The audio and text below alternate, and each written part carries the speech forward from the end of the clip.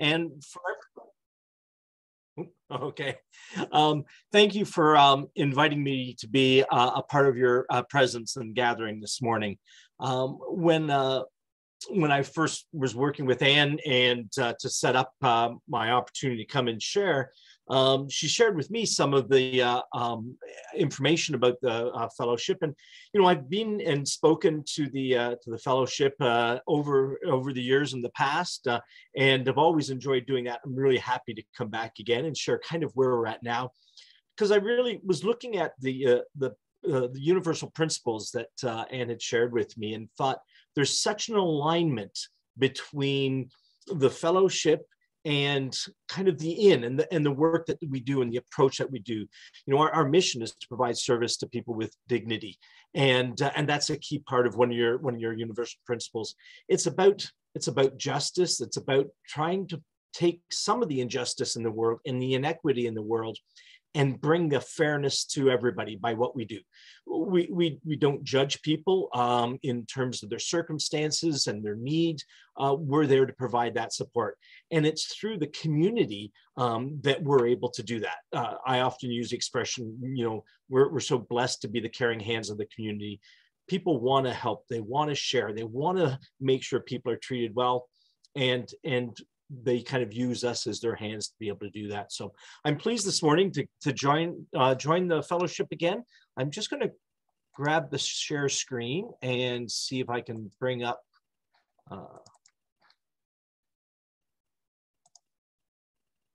my screen here. There. Is that showing at all? Oh, we've got it, Don? Good. Let me just bring that over to my main screen here. There. Is that big enough for everybody to see? There.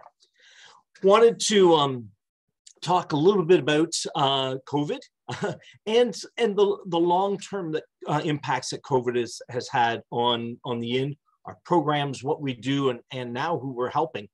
And it's been a tremendously difficult 2 years for folks. I don't think anybody ever realized we'd be almost 2 full years into this, and now starting to see a bit of light at the end of the tunnel. But it's had some pretty significant impacts in terms of the inn, our programs, and particularly around food and shelter. So I thought I'd start off just a little bit about food. Right away when COVID hit, we had 2 major concerns about what was going to happen. One was supply. We would right away within the first few days of that fateful day, March 13th in 2020, when everything was shutting down, we knew we were quite concerned about how we were going to lose our food sources coming in. We had to cancel major events like Construction and Cyclone Aid. 2 years we've been without running them. That would lose us about 80,000 pounds of food each of those years. That's about a $250,000 value in food receipts that we'd lost. And we knew that, and as we saw through the last couple of years, it wasn't just those major events, but we saw things like, churches, schools, businesses, all regular collectors of food for the inn. They weren't able to do that. In many cases, they were closed more than open the last couple of years. And even those regular steady sources dropped off. So accessing food and getting food was going to be a challenge, because we had made a commitment right from the very first that we knew it was made clear to us we were an essential service. We had to stay open. We knew we had to stay open. People still needed to eat. They still needed a hot meal. So the distribution of what we were going to do and how we were going to make sure people fed changed dramatically. Within about 48 hours, we pivoted our operation, and we had a pandemic plan already in place. Just had to dust it off. Although it had already been dusted off, we had to implement it. So within about 48 hours, we moved from a come on in and have a warm, hearty meal and fellowship during the mealtime, or come in and make your choices in the food bank. It's a kind of a grocery store model. We couldn't have people in, so we went to takeout meals. We went to pre-packed boxes of food so that folks could still get a supply of food. And I remember that one of those very first days going outside as people were crowded at the door, in the parking lot waiting to come in, and telling them, we're going to be open. There will always be food available. This was the days of the panic at the grocery stores. Toilet paper was a hot commodity. And our folks that we serve knew they would have a challenge with that, trying to get to the stores, trying to access that, just the cost of things. So I was able to say in the parking lot, we will be here every day. There will always be a hot meal. There will always be a food box. Nobody's going to be, forgotten. And everybody expressed that gratitude, because they were afraid they were just going to be left behind. And so with the tremendous support of our community and the volunteers, many of whom, are elderly themselves, continued to come out, even though that population was, most at risk, continued to come out to make sure we had that hot meal and those food packages. We'd set up a table at the door of the dining room, and people could come to the door, they get a hot meal in a takeout bag, or during the food bank hours, they get a pre-packed box of food. But we'd lay out the table with vegetables and fresh fruit, healthy food, milk and eggs and meat, and they could choose what they'd want. And they'd point to it, we'd fill the bag, and they'd get a box of pantry items and a box of fresh stuff. And we did that for till October in 2020, when we were able to move the food bank back into a come inside to shop. But in those first few months, we built and distributed over 6,000 emergency food boxes, delivered to homes throughout the community, because a lot of folks couldn't leave their homes to get into to the food bank to help. And we partnered with agencies like the YMCA and Circles and Red Cross to get those food boxes out and delivered. And as the larger food bank in Lambton County, we also provided those food boxes to all the other food banks in Lambton County, and we became a central distribution hub. So donations would come to us. The egg farmers would give us, 100 dozen eggs, and we distribute them out to the other food banks. So it was quite a logistical feat, but a really humbling experience to be part of the lead in the community for that. The other big impact for us has been in homelessness. And I think one of the areas I wanted to most kind of focus on to share how that's changed significantly in our community. First, with the number of people we served. And I don't think people initially thought there'd be an impact, but it was tremendous impact in the number of people that became homeless because of COVID. How we sheltered people changed.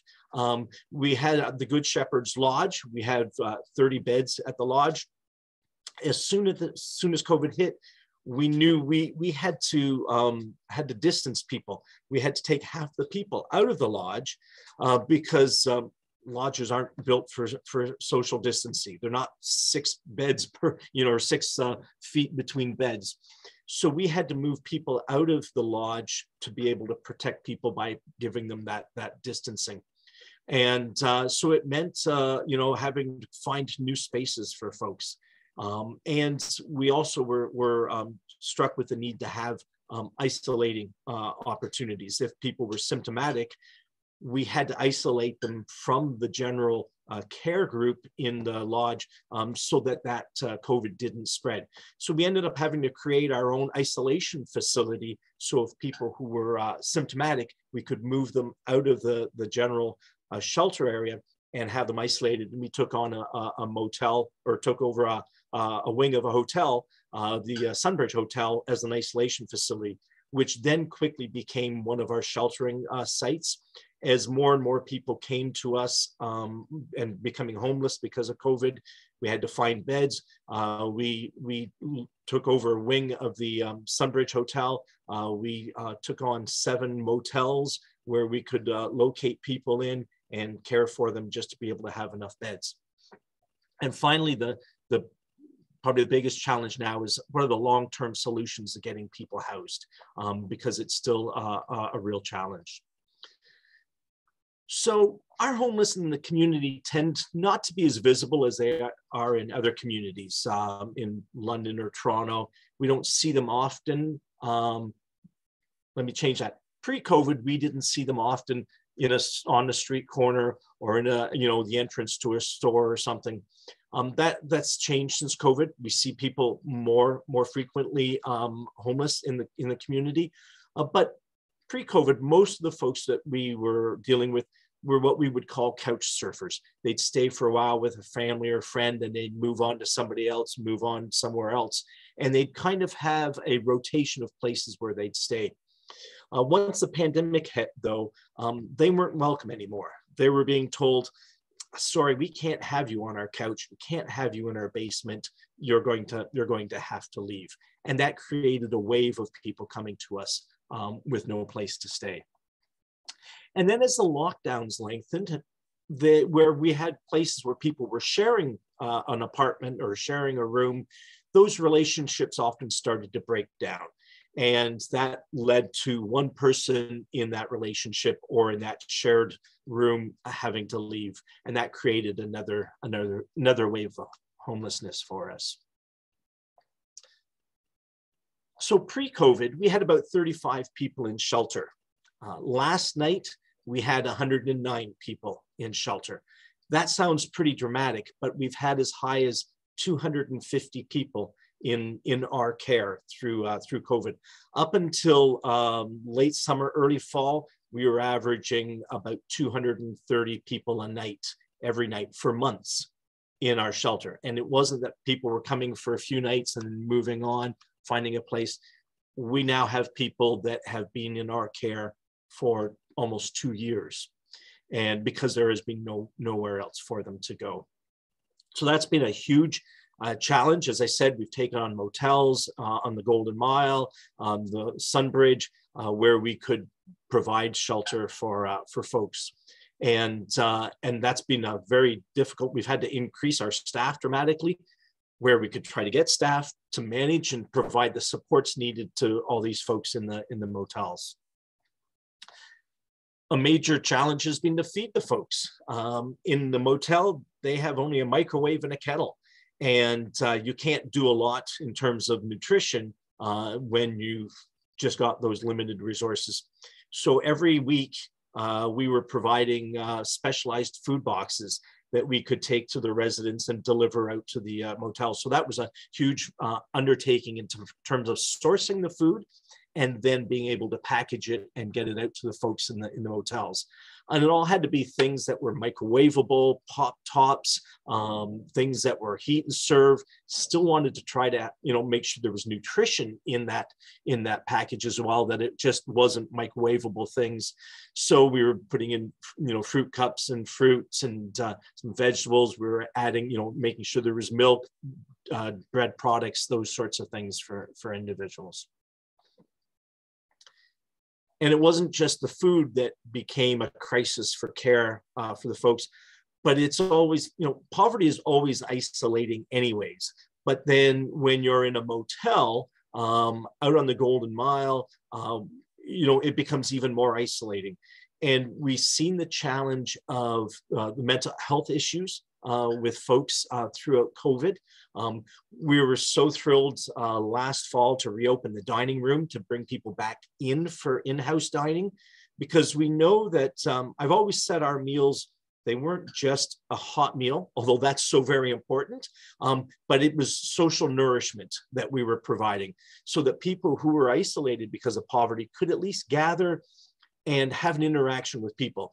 And you could see in our dining room, this table was always the same group of guys who were talking about how the Sting lost again, or how they messed up at City Hall again, or whatever. But it was that interaction of people, which is good for folks' mental health.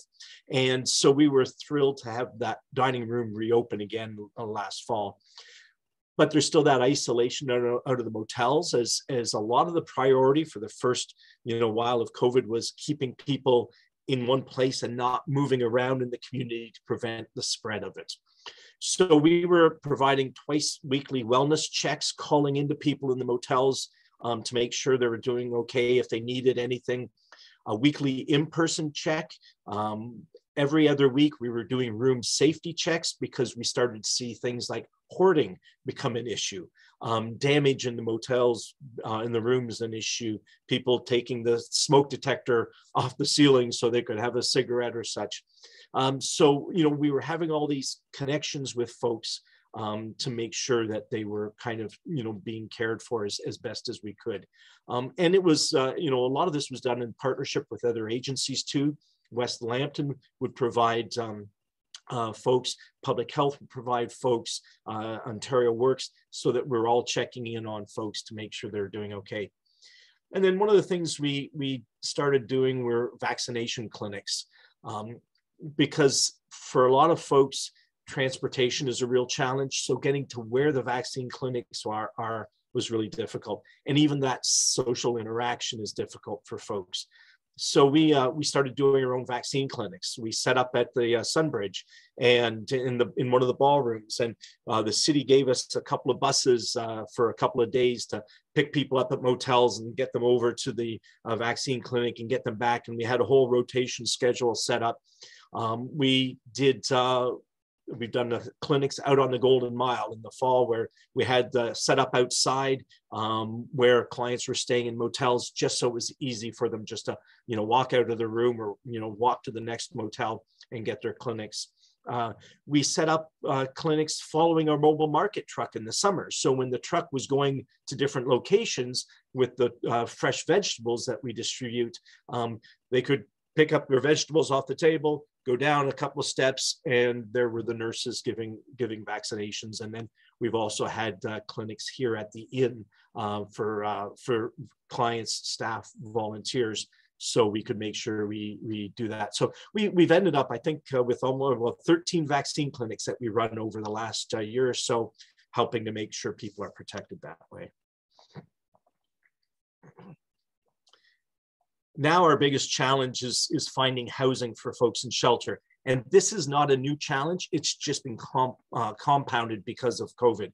But we know even before COVID, we were seeing some serious concerns around our environment for housing in Sarnia. We've seen the cost of housing has skyrocketed. 6-7 years ago, you could get a decent one-bedroom apartment for $700. Now you're not seeing that availability more. A one-bedroom apartment, they're starting around $1,000 to $1,100. So that cost has made housing people far more difficult, particularly if somebody's on, if you're a single person on a disability, you're only getting about $1,100 a month on your disability income. And that's now eaten up by rent. If you've had to move in the last 2 or 3 years, you're paying a much higher rent. If you're in housing at a $700 a month rent, that's wonderful. Like, that's a godsend right now. But what we're finding, sadly, is we're seeing some landlords being very creative in finding reasons to evict people, because they know that they can get that person out of that room, that apartment they're renting for $700 a month. They know they can turn around and put that on the market for $1,100, $1,200, $1,300 a month and instantly make a pocket full more cash. But that leaves somebody homeless now who's trying to find a place at the new market rent. So it's been really, really challenging for folks. And we're seeing that people being evicted out of homes, people who've been in their homes or their apartments for 10 years being evicted so that the house could be sold, or they could, increase the rent for somebody else. There's a significant lack of supply of housing. And this goes back 20 years. About 25 years ago, both the federal and provincial governments stopped investing in building a new housing, particularly social housing. And so the need hasn't changed, yet the supply has stopped. And that's the old, the social housing units that were built, the affordable housing units, have deteriorated over years, and money's being needed to keep them current and do capital upgrades and that. But there hadn't been anything new built. And so it's created this tremendous lack of affordable housing that we're in crisis in right now. One of the other challenges with the lack of supply is that the college has done a wonderful job of recruiting and attracting international students to our college. And that's great for our community. It enriches the diversity, it enriches the culture of our community. It's bringing people willing to work into our community because we're short of workers. And yet those 12 or 1,400 students, they all need a bed to sleep in at night. And so that's taken a lot of, again, a lot of stress on the housing market because we have a lack of supply and this new group of people looking for housing and often able to pay more. So they're taking the apartments that are available. So this is, as I said, our biggest challenge right now is how are we getting people housed? We've been able, a lot of credit to our team at the Lodge, at Canadian Mental Health and the county working together. We've been able to get those numbers in shelter down from 240 to 109 last night. And we're starting to see people open up and having people come back into their homes, do that, sharing of an apartment, that sort of stuff. So that's been really helpful in getting people housed, and people are able to self-resolve and find their own housing from that. But we've also been able to tap into the market a bit to get people housed with that. We just now have to be really creative about what are our long-term solutions. We have to look for alternate shelter accommodations back into, sharing accommodation. Are there other things that we could be doing to open up additional housing? Pre-COVID, we had been working with the city around changing some of the bylaws that were very restrictive, so that now the bylaws have lightened up so that people had the ability to put a basement apartment in, or a granny flat in, or have boarders in, which opens the doors for students or other people in our community and just brings a new supply of housing in. So that's starting to have an impact. It started to, and then COVID kind of closed that off again, but that's starting to have an impact as those bylaws aren't so restrictive about what people can do with their homes, and opens up some spaces. And we're looking at what are there opportunities for additional housing stock. There's a lot of building going on. One of the challenges is much of the building that's going on is not geared for affordable housing. The new units down on Front Street, they're not going to be affordable. Sadly, the new unit that they're hoping to start construction on at the Tepperman's Plaza, we had originally had discussions with the developer to put in affordable housing, and that ended up being pulled out. But it's encouraging that the city approved the build for the Greek Orthodox Church to put in a housing unit there that will have a lot of affordable housing. Vision Nursing Home has taken the lead in that, and even on their own site, they opened up Wellington Flats that is affordable housing. The county got funding for a unit, about 30 units, over on the Maxwell Park Place, and that will bring in some units as well. It's just, sadly, at this point, it's a trickle, and it doesn't really, it's not even enough to put our thumb in the dike and stop the flow, but at least we're getting some new units in. At the end, this has become one of our project priorities is housing, and we're looking to be creative in how we can address the housing crisis. One of the things our board has just approved is a rent supplement program. We've been very blessed in a couple of ways through COVID. One is there was some extra funding that has come to us to help, and community support and donations. And we were also the recipients of a bequest, an individual that passed away and left a significant amount of funds to the inn. And I really, I'm proud of our board in terms of their approach to those funds that we have now available to us. I think it would have been easy to say we should just tuck those away and create some interest, and that'll give us a little bit of steady income each year and maybe stabilize things for us. but our approach has been to be proactive and to take those funds and have impact with those funds, not just to kind of, tuck them away. So the board's allocated some of those funds to a rent supplement program, particularly geared to the folks who we have in shelter now that, they're looking for a place, but, because their income sources at this level and the rent rates are now at this level, we can add a supplement in there for a couple of years to help them get stabilized in housing. And once people are stabilized in housing, then they can focus on other things. I think often we, as a society, we say, well, if they just go get a job, then they wouldn't need help. But when you spend your day trying to figure out, where am I going to put my head that night to sleep? Where am I going to get a meal? Where am I going to get some food? When your day is focused on that, you don't have the ability to focus on making yourself better, to have an employment. And sometimes it's just mental help you need, supports to get into that mind frame of employment. You can't do that when you're focused on survival. So if we can get somebody housed, and this is what's called the housing first model, if you can get somebody housed, then we can help them then stabilize, and then they can move forward with employment searches and such. So this rent supplement program will provide a couple of years of support to get people housed so that they can then focus on the next step of their lives. So our board has committed $300,000 from these funds to be able to operate this for 2 years. We have a partnership. We're excited with a new partnership with us for Habitat.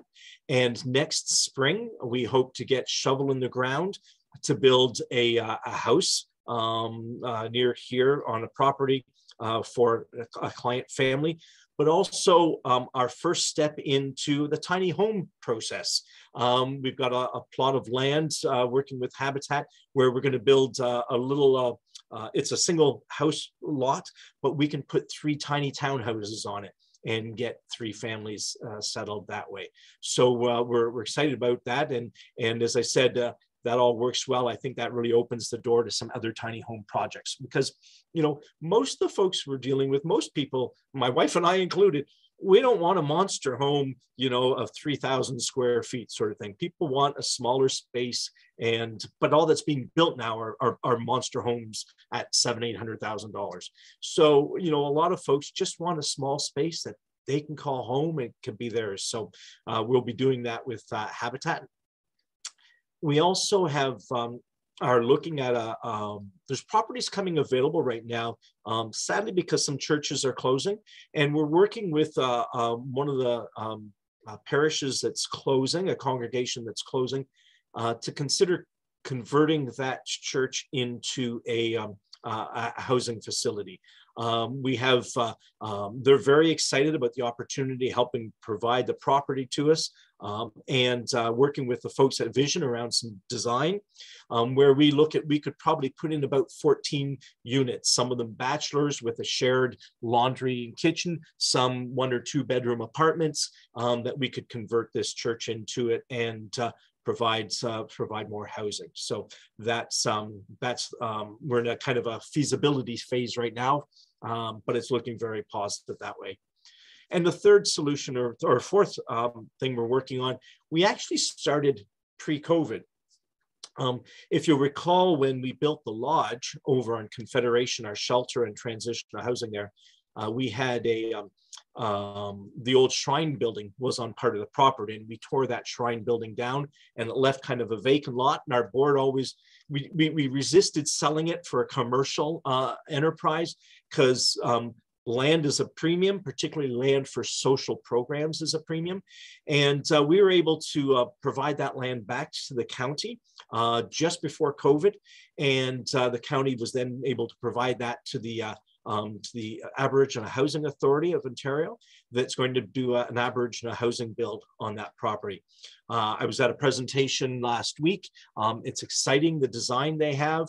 They hope to start in this fall with perhaps some construction, either late fall or through the winter, so that the end of 2023, they plan to have about 40 housing apartment units for First Nations individuals, which is pretty critical because, you know, we see that the First Nations population is overrepresented in those that we serve because of some of the very many challenges they've faced as a people.